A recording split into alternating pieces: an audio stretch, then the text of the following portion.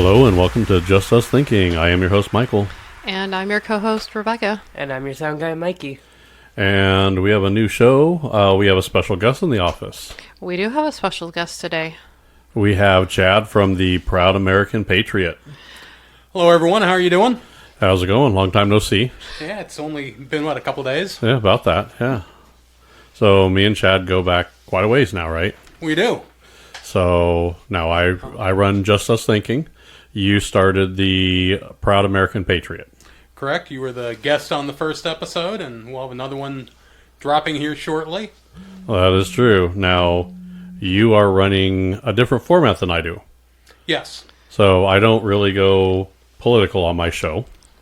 We will today, because obviously that's your podcast. We will. So what's one of the reasons you wanted to go with a political format?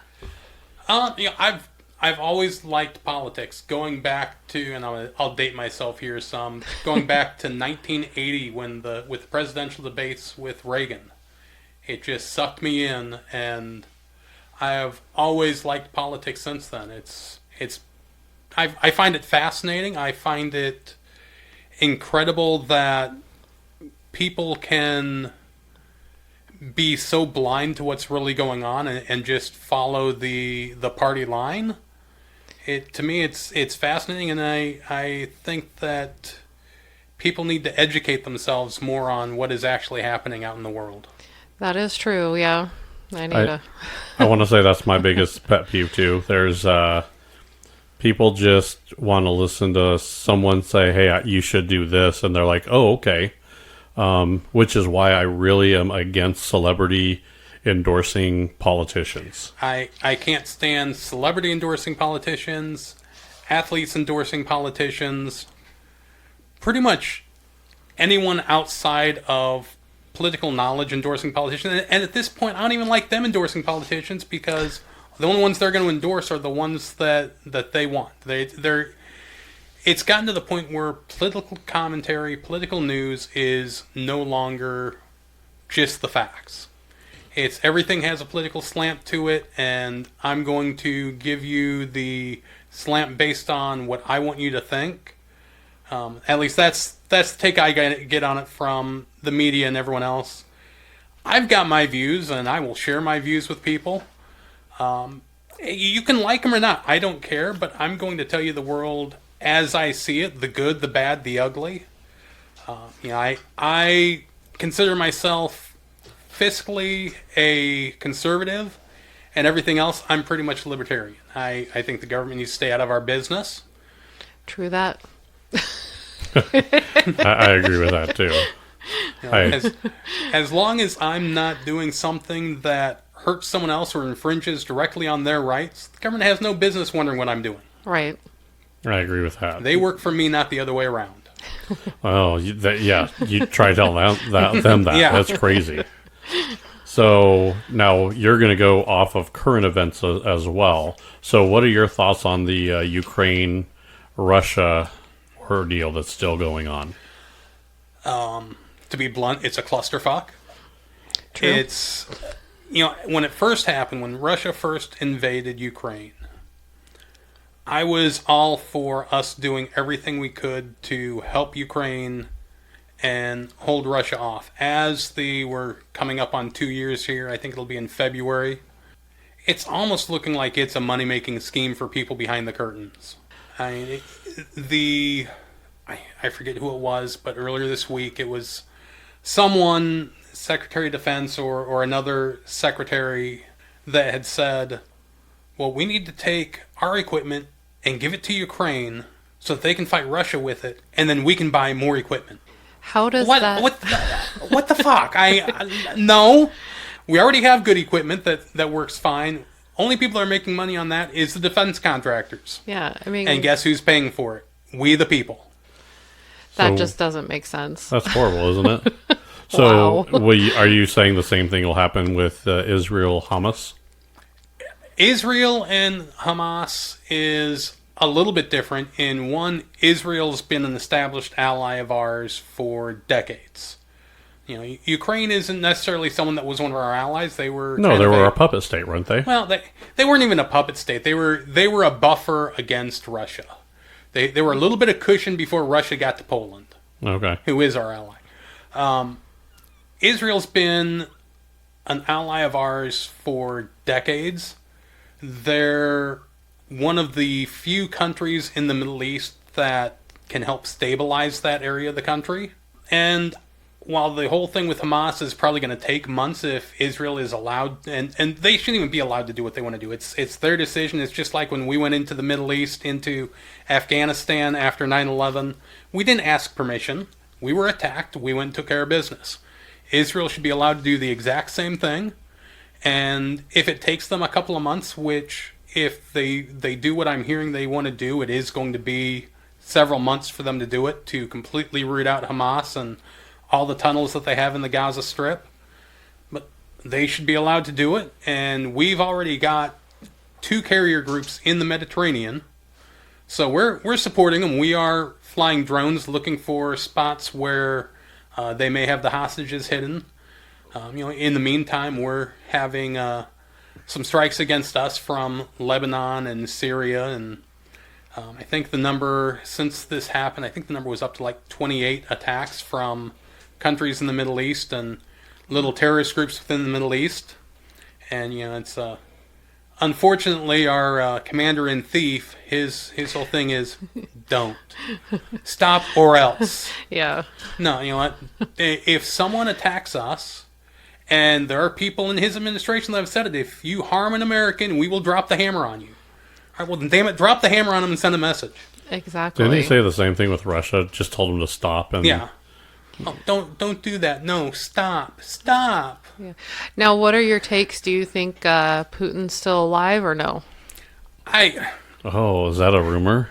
Yeah. Oh, I haven't heard that rumor. There have been rumors around that he has a terminal illness, which is why he jumped at Ukraine when he did, because his goal has been to build the 1991 Russia back. And then die in it? What? Probably. He wants to be the next Stalin, or the next great Russian leader that brings them back to prominence. Yeah. Well, I don't see that. I don't. Here's the thing. So, and here's what I want to ask is, do we have any business in Ukraine-Russia war? Yes and no. We, unfortunately, for the last several decades, even though we've got a diminished military thanks to the left, we still are the watchdog of the world. Whether we want to be or not, we're the watchdog of the world. I don't think we should, but no, we shouldn't. That's here nor there. That's what the UN is supposed to be.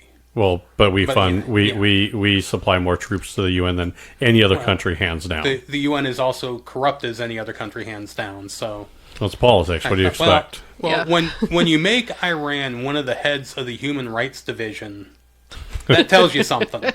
That's true. Now look up Iran's history on human rights and tell me they belong anywhere near Human Rights Division. So do you think Israel actually needs our help with Hamas, or can they take care of that on their own? I don't think they need our help. The other thing, I'm a big history person. If you look back through all of history, the Jewish people have never lost a war on that land. Okay. I don't think they ever will either, because that's their homeland. They've got something to fight for, and they will fight to the last person to protect that area. So are we just getting in the way? No, we're not getting in the way. I think we're giving them valuable information, letting them put resources into other areas so that they can do what they need to do. But you look at Israel, and as soon as October 7th happened, you had hundreds, if not thousands, of people that have either solely Israeli citizenship or dual citizenship, with Israel as one of those. And I don't know what the exact particulars are, but in Israel you have to serve a set amount of time in their IDF, in their military. Oh, okay. Would make sense. That's a way to do it. Yeah. And then what happened is, after October 7th, you had all these people that were retired from that, had served their time and went on to do whatever they were going to do in their life. And they went back and re-enlisted. They went back and said, how can I help? kind of like what happened with us, Pearl Harbor, Yeah. 9/11. Yeah. So I don't think they need our help. They mean, certainly welcome it, but I don't think that if we weren't there to give them information or tell them what we know, that it would cause them to be a catastrophic failure. Yeah, Well, and I think they've done a pretty good job of. I thought so too. That's well, and as long as our political parties stay out of it, I think that's the best thing we could do. Yeah. I think that's where it's going to get cloudy. Is it was when our political element gets involved in there. And they are. And right now, there are debates on how are we going to fund and support Israel, Ukraine, Taiwan. Now, the left wants to muddle this all together and say, let's take billions of dollars and earmark it for aid for those three countries and then dole it out. See, that's where I have a problem. I don't think sending money is the answer. If they can't support themselves, I don't know if that's going to be what we need to have happen. Well, it's not necessarily just money. It's military aid, it's food, it's medicine. But here's my problem with it.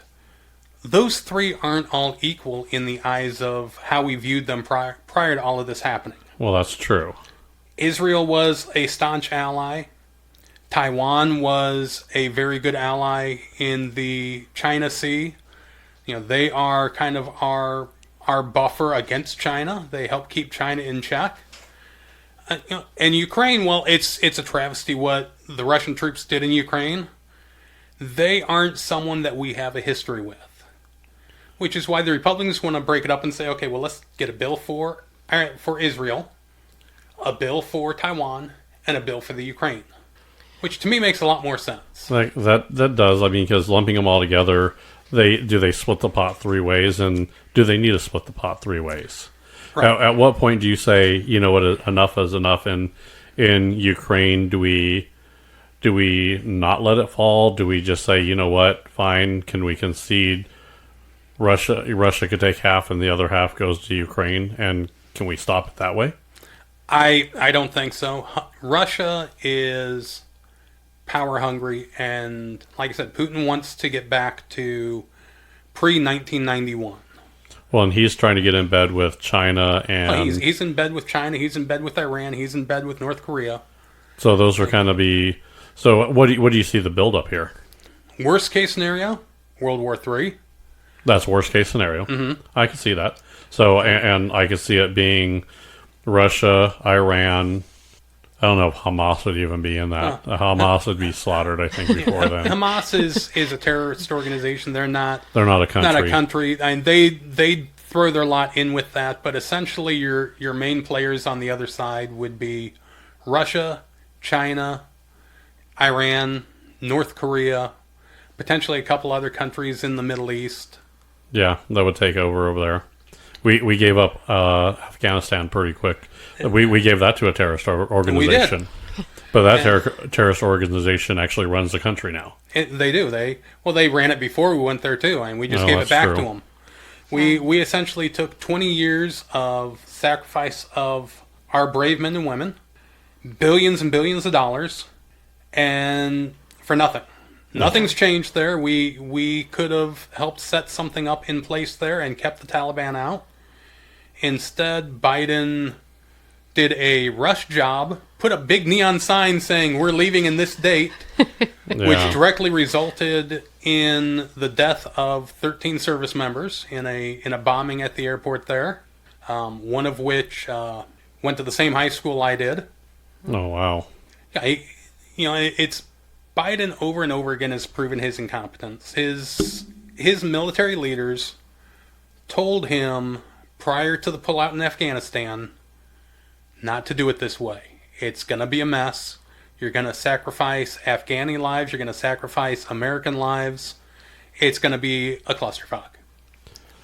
So now that takes us over to our political parties. It just seems like a lot of times these elections seem to be like lesser of the two evils. That's what I normally say, right? Yeah.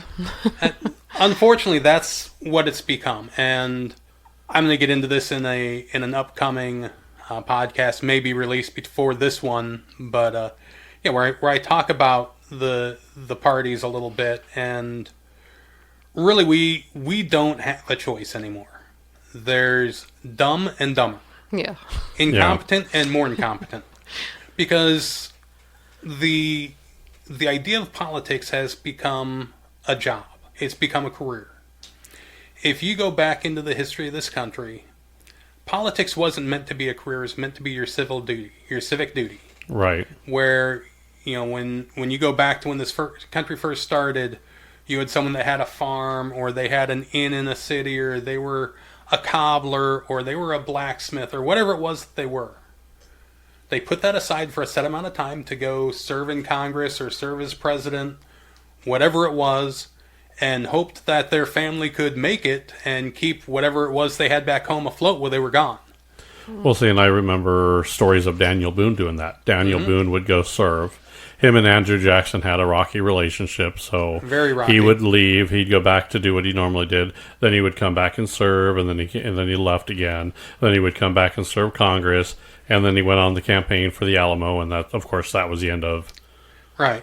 him. So, And that's why they have part of why they have breaks in Congress. If you look at a lot of where their breaks are, back when this country started, it was a very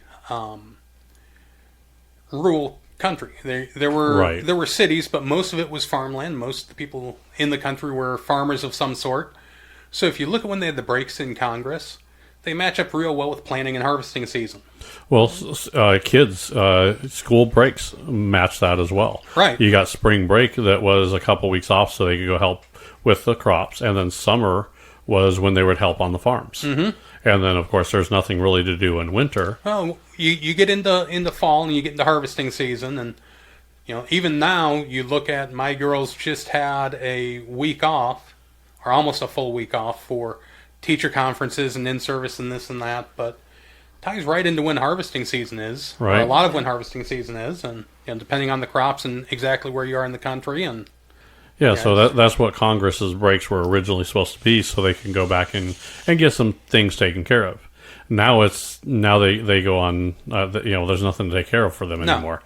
because They go on vacation. They go glad hand and strike up more money to get put into their pockets to get a bill passed.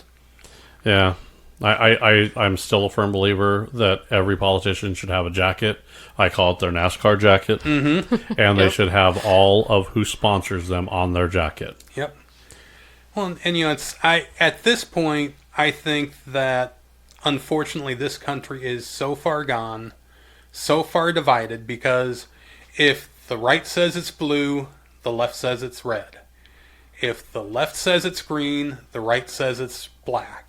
Yeah. They can't even come to an agreement on simple things. Their job is to make life better for all of us, for we the people. So is that in that political divide? That's funneling down to regular folks like us. Mm-hmm. So is that going to lead up to something? It could. Right now, I think as far as Congress goes, either they need to get it through their heads that they need to start working together and getting things accomplished and cleaning up this country, rather than this infighting and the, I want this and I'm not going to budge on anything until I get it, and the lying to the people. The border is a perfect example. You hear everyone in from Mayorkas in the Department of Homeland Security to all these other people that are in Congress. Oh, the border is secure. The border is the farthest thing from secure I have ever seen. Right? It's an open door. Yeah. That's a joke. It is, and they blame it on broken immigration system. No, the immigration system isn't broken. It's far from broken. We've got laws on how you immigrate to this country. They're trying to break the law. They're trying to break it. They're intentionally breaking it. They're not trying. They've broken it.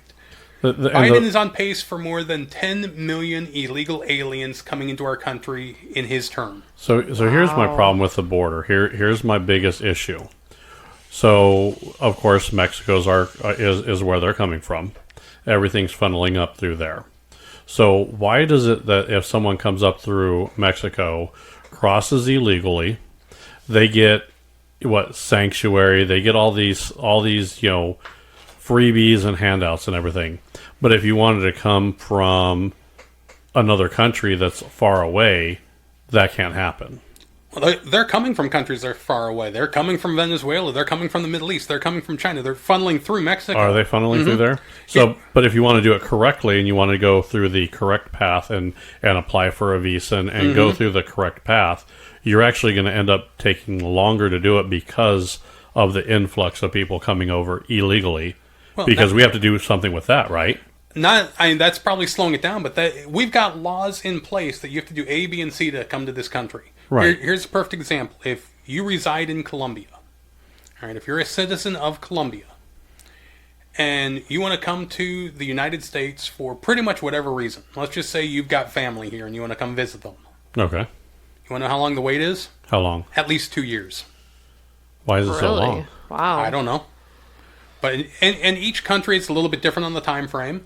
I'm sure if you're in England, it's a lot quicker. But yeah, if you're in Colombia, it's at least 2 years. So what makes them think, well, I can wait 2 years and do it the right way, or I can just join one of these caravans, walk up through Central America, up through Mexico, cross the border, and as soon as I get here, throw my arms up in the air and amnesty.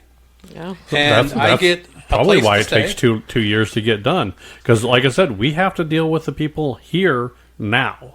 And we can't. Right. We can't. You've got these places that like to call themselves sanctuary cities and virtue signal. Well, they don't want the immigrants.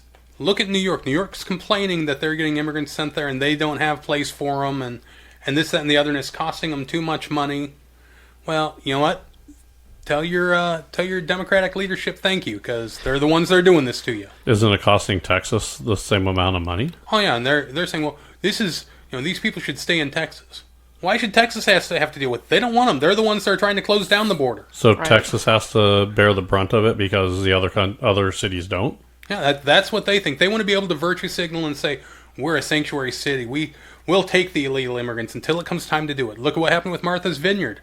Oh. They were all about, we think the illegal immigrants should be able to come here and we should take care of them until 50 of them get sent there. And then it's, call out, actually it wasn't even 50, I think it was like 30. And call out the National Guard, we need to get these people out of here. Wow. It's amazing that that's their attitude. So, Well, So they're no, hypocrites. now you're going to have a pretty good podcast. I think you're gonna rifle some feathers or Oh, I'm going to ruffle some feathers. Ruffle. I'm going to ruffle.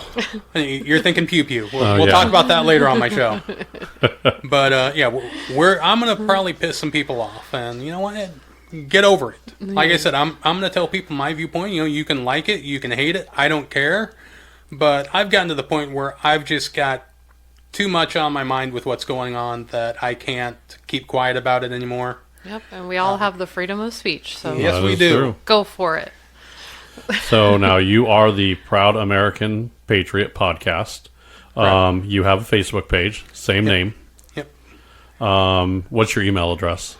Email address is theproudamericanpatriot@gmail.com. All right, and then you are on, I know, Spotify. I just got you on iHeart. Spotify, iHeart, YouTube. What about Google? Google I'm not on because they are going to be going away soon from what I understand. Yep. Oh, okay. I didn't know that. Planning on getting onto Apple Podcasts. It's just a pain in the ass to get on them sometimes. So Yep, that's what I hear. That's rumor mill. So yeah, so you're on a lot of players. So definitely worthwhile checking out. And I love hearing, and I like to listen to other people's views. I'll talk to anybody. I'm the same I don't way. care where you are. So whether you like what the person says or not, if you want to debate someone or if you want to have a good conversation, you actually have to listen to the other side. Oh, definitely. I'm the type of person, and I hope to eventually have guests that agree with me, guests that don't agree with me. I don't care necessarily what it is, but I definitely hope to have people on my podcast and talk with them about everything. if you don't agree with me, great. We'll have a good conversation. I'll do everything I can to keep it civil. Hopefully, they will too. But yeah, I'm the type of person I can talk to anyone about anything. If I have an inkling of interest or a little bit of knowledge on the subject, I will talk to anyone about anything, and we'll see where it takes us. I don't have a problem with people disagreeing with my views, with my thoughts, with how I feel. But if here's the biggest thing that the left misses out on, and I don't know if you've ever debated anyone on the left, but they've got this tactic. They'll say what they think, typically without anything to back it up, and then when you call them on it, they then don't have anything to back it up, so instantly you're a racist, a xenophobe, a misogynist, whatever it is, and that's how they try to win a debate that they turn into an argument. It's no longer, let's talk about what the issue is, it's I'm going to personally attack you. Yep. So the name calling starts. So People are crazy. And when they do that, you've got them beat. yeah. Yep. But Gotta that's the thing. It shouldn't be about me winning or you winning, or it should be about discussing ideas and coming to a place of common ground. And even if I don't agree with you, present your argument in a way that I can respect your views. Yeah, I will agree with that. Yeah. So now I got a couple other rapid fire questions for you. We're going to see where this goes. I want to have a little fun with you here. Sure. All right. Now, I don't know what any of these questions Yeah. are, so it'll be fun. I'm the only one that knows these questions, so this is going to be really interesting. Alrighty. All right. Oreo or Chips Ahoy? Oreo. All right. Marvel or DC? Well, that's a tough one. Currently, probably Marvel. If I want something dark, though, I will go to some DC stuff because they do a Okay. better job of being dark. Yeah, they're a little bit better on that dark side. So, all right. Okay. You didn't realize where I was going, did you? I figured probably had something to do with that. So Something yeah. like that. Yeah. You didn't get the you didn't figure the cookie one, did you? Kind of threw me off on that one. Yeah. Threw you the cookie. Okay. Yeah. Pizza favorite topping. I typically don't go with just one. I like a pizza with a lot of meat on it. I like sausage, hamburger, bacon, Canadian bacon, pepperoni. That stuff that'll really get in there and clog your arteries up. Okay.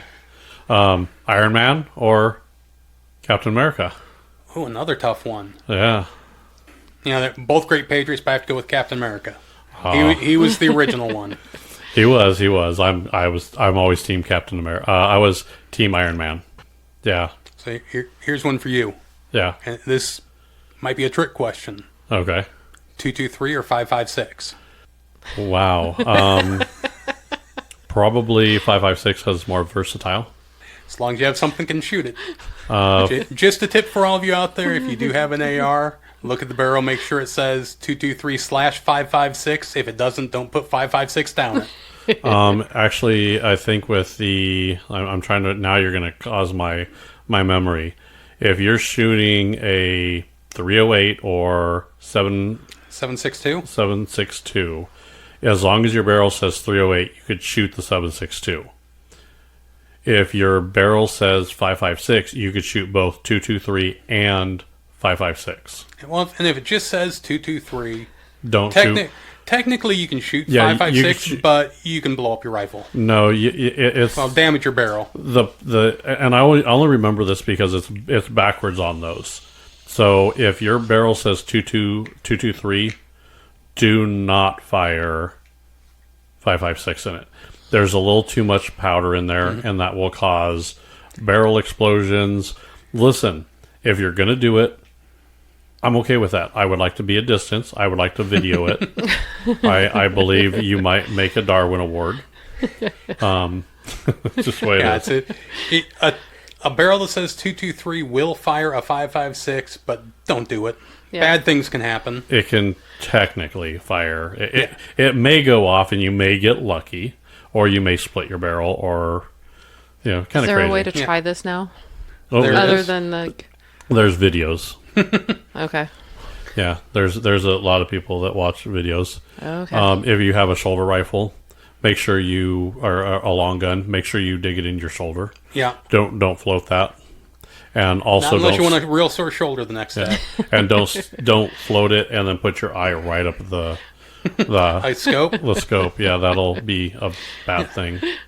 Quick way to get a black eye. Yep, that'll be fun. So, you have any questions? No, I think you guys covered it pretty good. So where were you at the Oreo and... Oreo. Yeah, I knew that. Yeah. I knew that. Mikey? Oreos are just better for Dunkin'. Oh, yeah. I don't know. It depends. Here's another. Do you like your chocolate chip cookie crispy or soft? Crispy. Oh, I'm a soft cookie person. Hot, soft. I want it warm and I want it soft. That's why I like it. Now, you know me well enough to know I'm biting my tongue right now. So. I know. I think Rebecca was too. She was waiting for it. Did you see that? I did. That's crazy. So And Mikey's confused, so that's par for the course. Yep. So you could like your page on Facebook, Yes, the Proud definitely, American everyone. Patriot. Everyone, please give me a look. Give me a listen. If you like it, definitely give me a big old thumbs up and a follow or a heart or whatever platform it is, whatever they use. But I'd appreciate it. All right.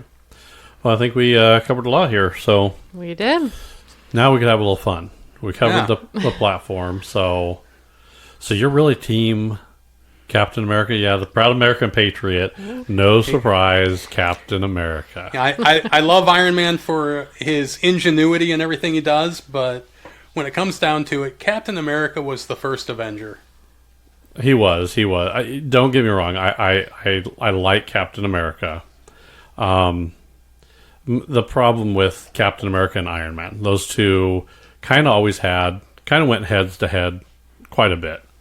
There's a few things that Iron Man didn't tell Cap, and Cap didn't tell Iron Man. I mean, I think that relationship started off kind of rocky.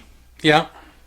So I think that it was almost like not cemented very well in the beginning. Problem was they're always trying to one up each other. Yeah. Right. The thing that I have to give Iron Man ahead of time, a little heads up on, is his ingenuity. He was able to adapt and change very quickly.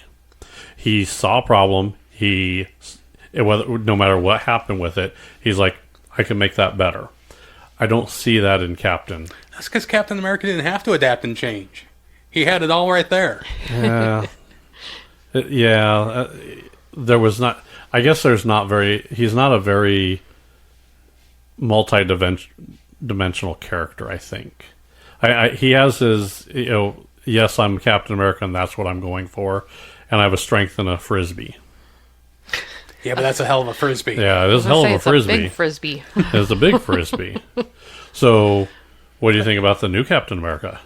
Falcon Captain America. I don't like it. They broke with canon in the movie, and I am not happy. Okay. It's been a long time since I've read Marvel comic books, but I know that after Captain America stepped down, it was Bucky. Yeah. And that's what they should have done in the movies. I agree. But when it all comes down to it, staying with the whole Marvel thing, there's another Marvel superhero that I really have a soft spot in my heart for. Who's Who? that? Daredevil. Or not Daredevil, Deadpool. Deadpool. Yeah. Okay. Daredevil's DC. Yeah. Yeah. No, Deadpool. It's, because he's more your everyday person superhero. He's not afraid to say what he thinks, and he doesn't think, oh, I've got to be good and I can't say this. It's if he thinks it, he says it. Yep. So if you were a superhero, would you be a Captain America Deadpool? Some combination of those two. Definitely proud to be an American, but I'm not afraid to say what I think. He'll be proud to be an American that kills you. Oh, geez. Now, if you go to DC, who's your favorite over that side? Yeah. Ever since I was little, I always liked Green Lantern. What do you think about the Green Lantern movie? The same thing Ryan Reynolds thinks about it. He came back and said, it wasn't that bad. After a while, he did. After he watched it and let it age a while, but he still regrets it. There's certain Watch Deadpool 2 and during the credits when they're showing those little snippets, he has a little Green Lantern part in there. And Yeah. I love that part. It was funny as hell. So, Green Lantern, Superman, and the Fantastic Four. Those seem to be the hardest superheroes to capture. I don't. The Fantastic Four. I don't know why, but Yeah. they just don't seem to do that right. No, they. It seems like every time you're right. The Fantastic Four has a great idea for a movie. I mean, it's almost the start of DC's version of X-Men or something like that, where it's a Right. group that's really closely knit, and they're family. But- X-Men's Marvel. Yeah. They're DC's version of the X-Men, essentially, the start Yeah. of that. But they've got so much to work with, but they can't ever seem to put together a good story that captivates people or that even really makes sense. Right. So as far as villains go, who do you think they portrayed the worst as far as a villain goes? In the Fantastic Four movies, In or in any of them? Any of them. That's a hard one. Probably have to go back to when Batman became a money-making scheme. Oh, And it was just, let's get big names in here because they want to be in here, and we'll find a villain for them to be. right. Yeah. Mr. Freeze. Arnold oh my Schwarzenegger goodness. was a horrible Mr. Freeze. That was a train wreck. Jim Tommy- Carrey was Tom- not a very good. No, you got Jim Carrey's goofiness, but the Riddler was darker than what Jim Carrey made him. Yeah, Tommy Lee Jones, as much as I like him, was not a good Two-Face. I agree. I like Tommy Lee, but that was not a role for him. No. It was, hey, I'm going to do a big movie Batman and cash in. Yeah, I did like Nicholson's Joker though. Yes. He had some good lines. He was a little. It seemed to fit right. I did like him as a Joker. Now, who was your favorite Joker? My favorite Joker, I would have to say it probably Jack Nicholson. I liked him as Joker. I like the darker Joker. Do you? Yeah, the Jack Nicholson Joker, as much as I loved it, it was more this happy-go-lucky, little bit of crazy Joker. Yeah, and that's what I like as a Joker. I want that little bit of insanity. Now Heath Ledger, man, he did so well. He did. And the problem is he got so deep into that role that they say that's what killed him. I like Heath Ledger's and I like Joaquin Phoenix's Joker. Really? Yeah, the just the deep, dark, Yeah. mentally unstable. Okay. Yeah, I they guess did I it like good. I like the comic version of there. Don't get me wrong, I love Heath Ledger, and that guy could have done anything. Mm-hmm. Nice Tale all the way to Joker. Yeah, I mean he played the gambit. So Oh, he was Ned Kelly too. If you ever watched oh, that. that's right, he was. It's kind of crazy that you have some of those guys that can do all those roles. Yep. Another person that's like that, moving away from the comic book movies, some is Orlando Bloom. Oh yeah, I heard he's done quite a bit. Well, you look at early in his career, he did Lord of the Rings. Right, He was in Black Hawk Down. right. He was in Troy. Oh, that's right, he was in Troy. He was in. He was a there brother. was. Yeah, he was Paris.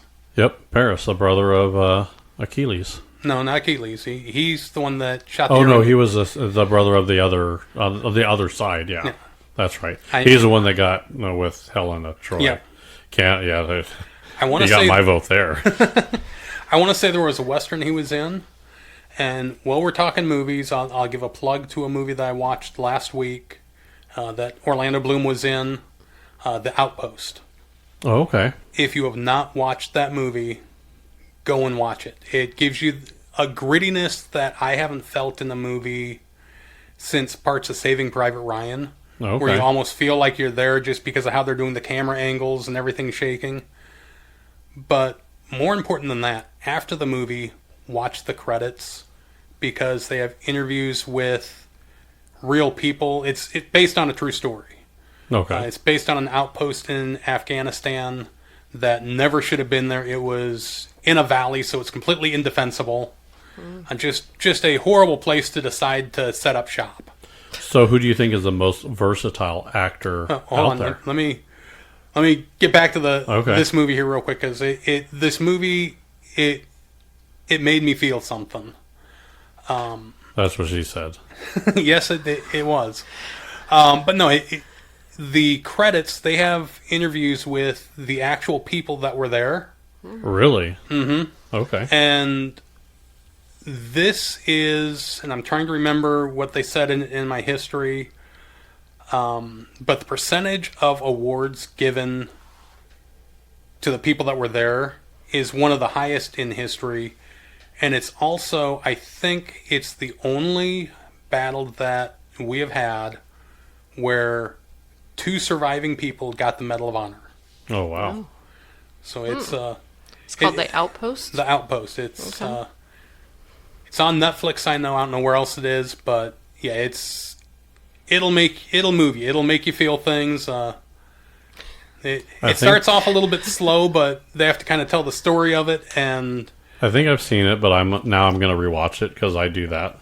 Yeah. I just was rewatching a lot of the Marvel ones too. So, no, back to most versatile actor or actress. that's a tough one. Let me think. I think looking the span of his career, the easy answer is Tom Hanks. I'm not a huge Tom Hanks fan, but you look at him going from comedy to dramas to action movies. He can do a lot, but I really think that, to me, maybe not the best choice, but Nicolas Cage just had something about him that he can do a lot of different things, and he's not afraid to do something that's goofy and wacky either. Yeah. Right. And I got to give him props because he changed his name to get by on his own as opposed to, coattailing on the Capula name. I agree with that, yeah. On what? He's part of the Capula family, Francis Ford Capula, or Coppola, however you pronounce it. Oh. Yeah, he's part of a very famous family. Yeah, I think he's his nephew. Yeah. He could have completely have said, you know what, I'm going to ride these coattails, and could have wrote his own ticket to anything he did, but he changed his name because he wanted to do it on his own. Nice. So, Okay. no, I think that's pretty good. So, I think we had a little bit of fun. I think we are just about out of time, aren't we, Mikey? We are. So, and listen, when we're doing these podcasts, I'm going to need you to be a little more quieter and not talk so much while we're doing these. Really? Yeah, Mikey, shut up. You're too loud. No one wants your opinion. So, Mikey, now, before we leave, tell me what you think about the state of politics. I have nowhere in that. They don't teach kids this anymore. Well, no, they don't. They indoctrinate to the left. That's another problem. They have he has no understanding about political parties, what any issues are, and these kids don't. So whatever Tay or celebrity says, hey, go vote for this person, they all vote for that person and say, oh, we don't, okay, that sounds great. Yeah, Tay told me to vote. The Rock told me to go vote for so-and-so. That's also why I don't think they should be able to do that. No, it's you have someone that is giving a uninformed opinion, but people take it as gospel because they're a celebrity of some sort. Exactly. Right. Yeah. And your vote should be your vote. Don't get me wrong. I'm not going to ever tell anybody how to vote, but you need to vote, and you need to think about why you're voting, what you're voting for, and truly understand the issues that you're voting for. Well, and not just that, the ramifications of your vote. Right. Yep. All right. I think that's a pretty good show. Thank you for joining us, Chad. Hey, thank you for having me. So, the Proud American Patriot. Go listen to him on all the podcast players. Alrighty. Bye, everybody.